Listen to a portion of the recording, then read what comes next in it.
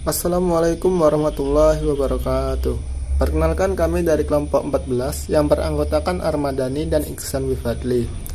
Dalam video kali ini, kami akan mempresentasikan tentang audit forensik dalam rangka bantuan tenaga ahli. Yang pertama akan dijelaskan oleh Iksan Wifadli. Perhitungan kerugian keuangan negara atau PKKN. Tujuan dari sebuah kegiatan audit investigasi atau audit dalam rangka perhitungan kerugian keuangan negara adalah untuk menentukan adanya penyimpangan dan kerugian yang ditimbulkan dari penyimpangan tersebut. Bisa dikatakan bila terdapat kerugian keuangan, hampir dipastikan terdapat penyimpangan. Namun ada juga kondisi di mana terdapat penyimpangan namun tidak ditemukan kerugian keuangan negara. Misalnya, pada kasus pengadaan barang atau jasa di atas 200 juta, menurut Perpres pengadaan barang atau jasa, pengadaan tersebut harus dilakukan dengan metode pelelangan umum. Namun, bila SKPD melakukannya secara swakelola, maka penyimpangan telah terjadi. Namun, setelah dilakukan pemeriksaan, ternyata barang tersebut telah sesuai dengan spesifikasi dan tidak terjadi kemahalan harga, sehingga tidak ada kerugian keuangan negara. Selanjutnya, pada saat audit investigasi PKKN atau kasus tindak pidana korupsi, auditor memerlukan metode perhitungan yang tepat untuk dapat menghitung jumlah kerugian keuangan negara yang terjadi. Penggunaan metode menghitung kerugian keuangan negara ditentukan berdasarkan bukti-bukti audit yang mendukung pengungkapan kronologi fakta dan terjadinya pengeluaran negara. Pada dasarnya, terdapat beberapa metode yang biasa dilakukan atau dipergunakan dalam menghitung besarnya jumlah kerugian keuangan negara. Antara lain, yang pertama yaitu metode total loss, yang kedua metode net loss, yang ketiga metode harga wajar, yang keempat metode harga pokok.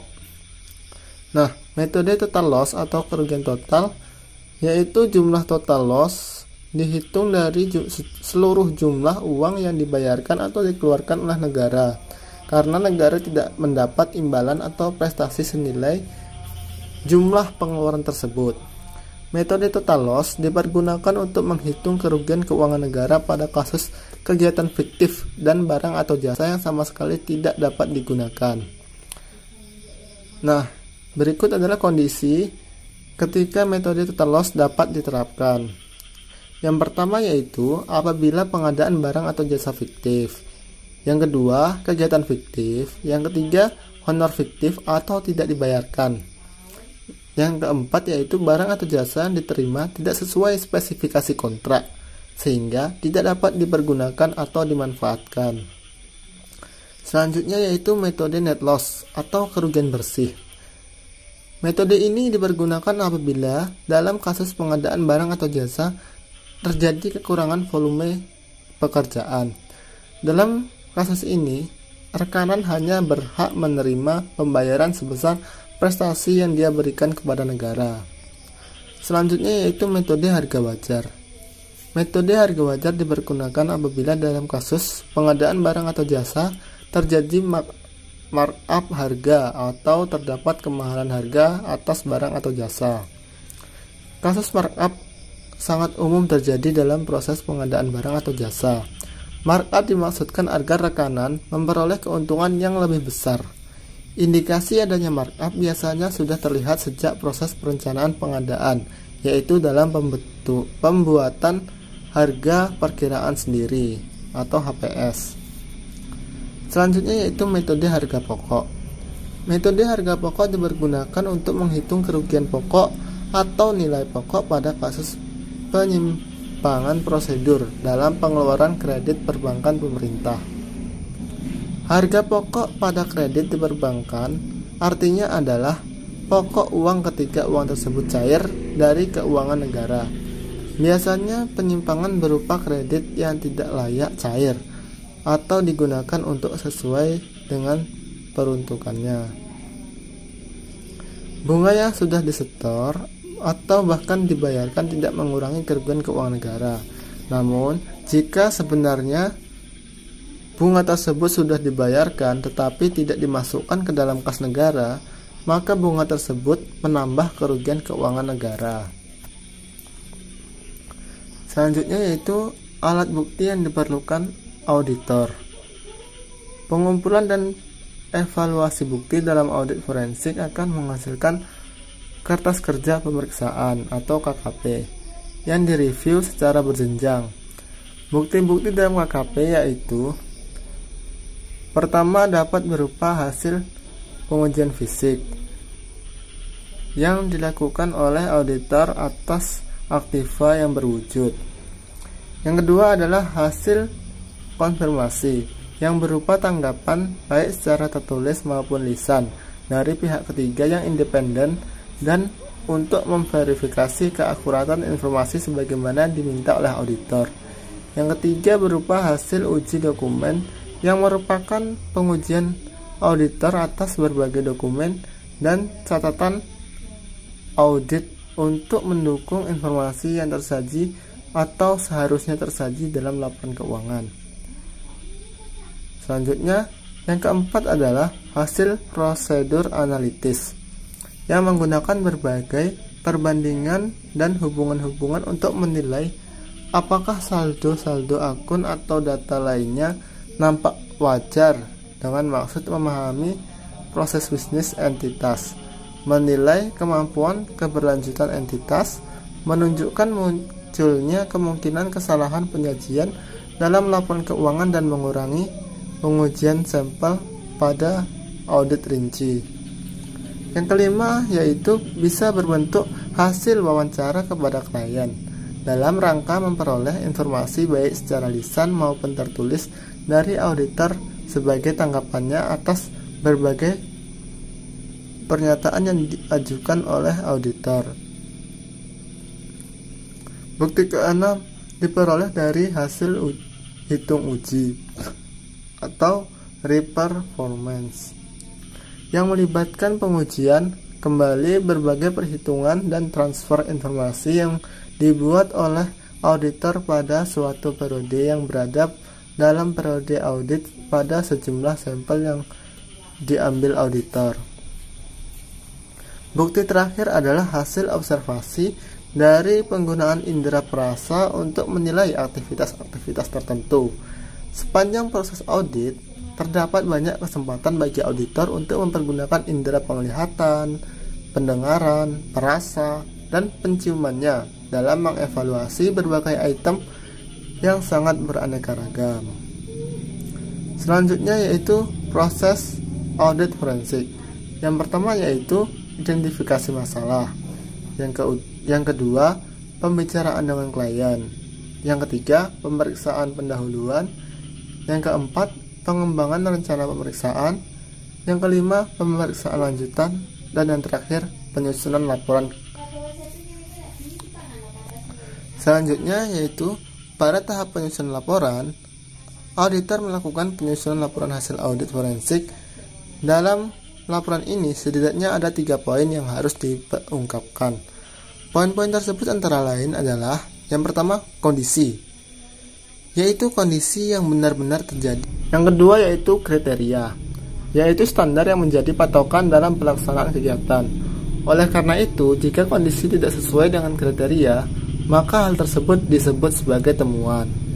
Yang ketiga yaitu simpulan, yaitu berisi kesimpulan atas audit yang telah dilakukan, biasanya mencakup sebab fraud, kondisi fraud, serta penjelasan detail mengenai fraud tersebut. Selanjutnya itu kertas kerja audit forensik.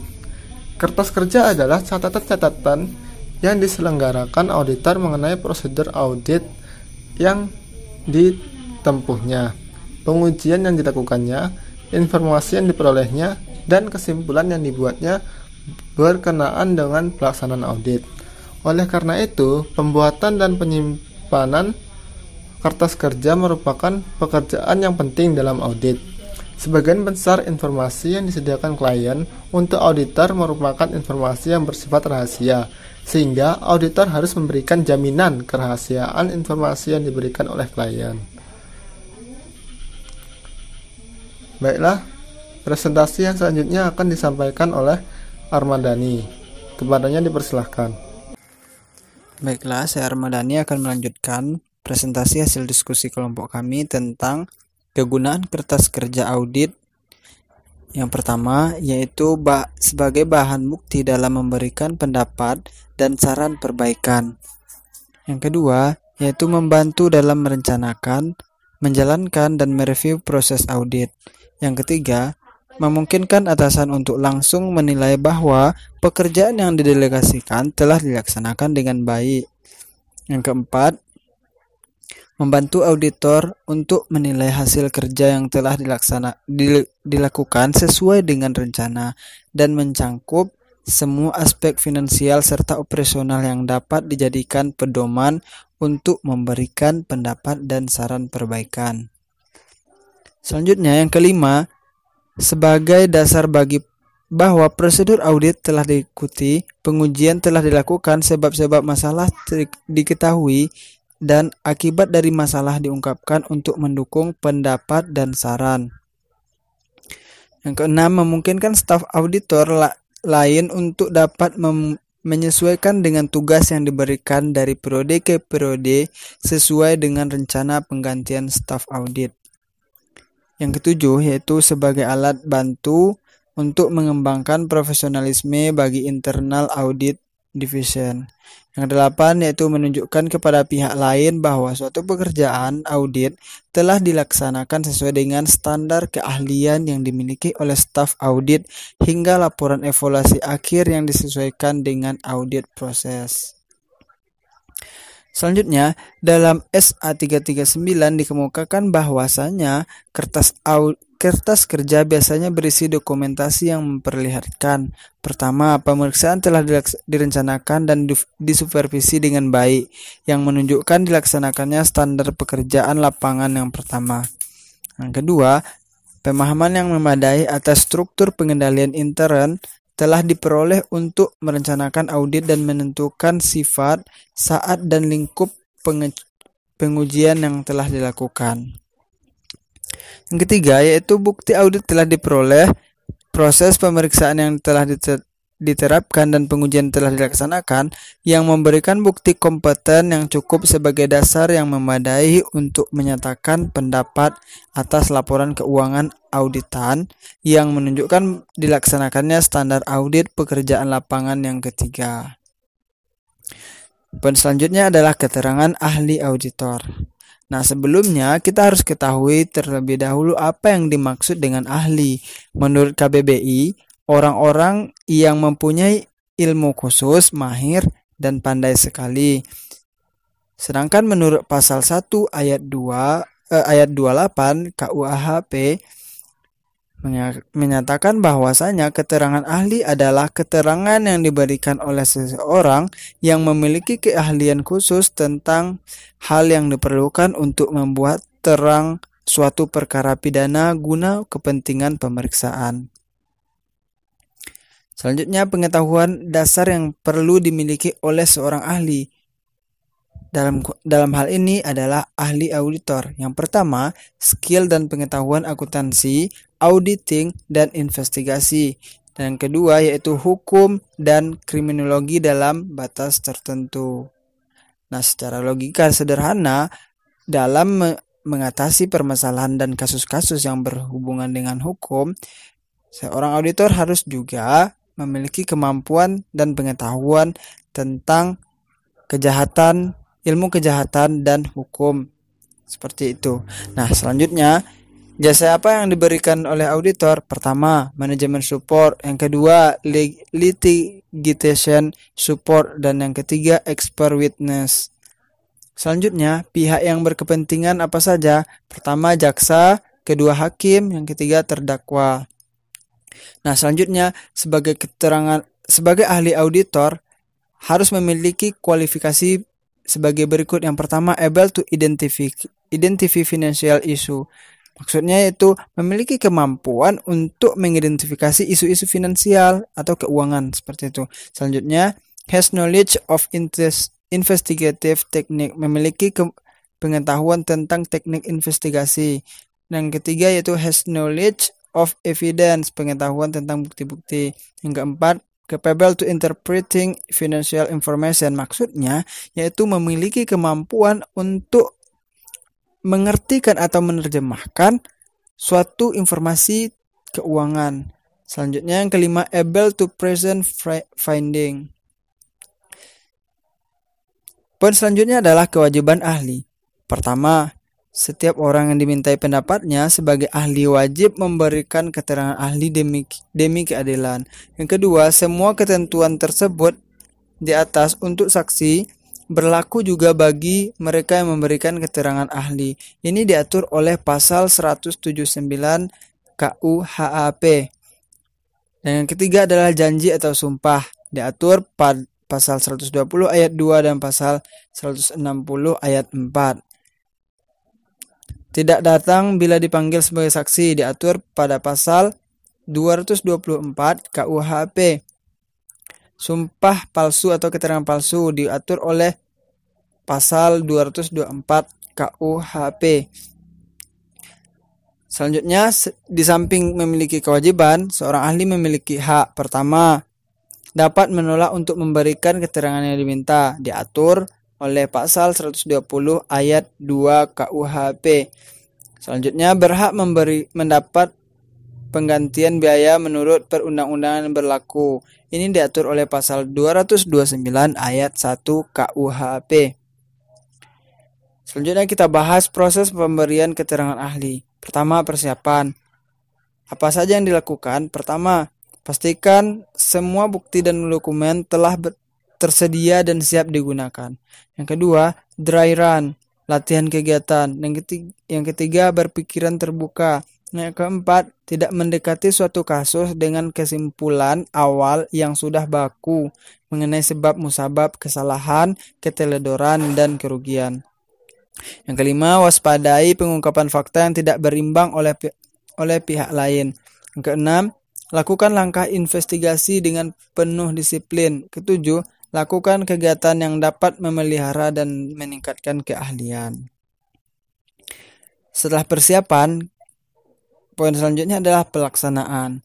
Pertama, perhatikan ruang lingkup keahlian. Kedua, pertanyaan akan sangat tergantung pada kasus yang diperiksa. Yang ketiga, membuat terang suatu perkara. Di samping beberapa poin penting yang telah disampaikan, poin penting yang lainnya adalah pengujian ahli oleh pihak lawan. Pertama, mengecilkan peran kesaksian ahli. Kedua, kesaksian ahli mendukung posisi lawan. Ketiga, dengan memunculkan serangkaian asumsi, menyerang ahli dengan mendiskreditkan pendapat ahli. Selanjutnya, jangan masuk perangkap. Selanjutnya, jangan meremehkan keahlian pengacara lawan. Dan yang terakhir adalah mewaspadai upaya yang mempengaruhi secara psikologis. Nah, selanjutnya, teknik mendiskreditkan saksi ahli. Pertama, penglihatan sempit. Kedua, keamanan. Ketiga, kontradiksi. Keempat, informasi baru. Kelima, teori yang berseberangan.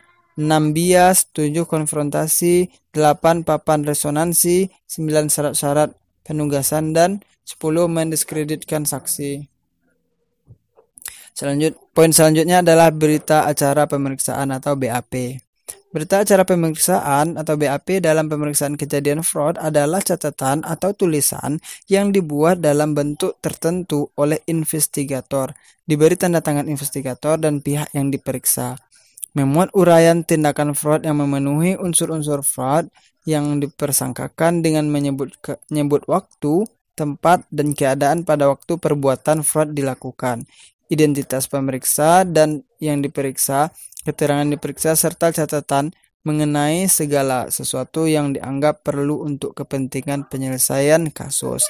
Artinya, BAP ini memuat segala sesuatu yang berkaitan langsung dengan kejadian fraud tersebut.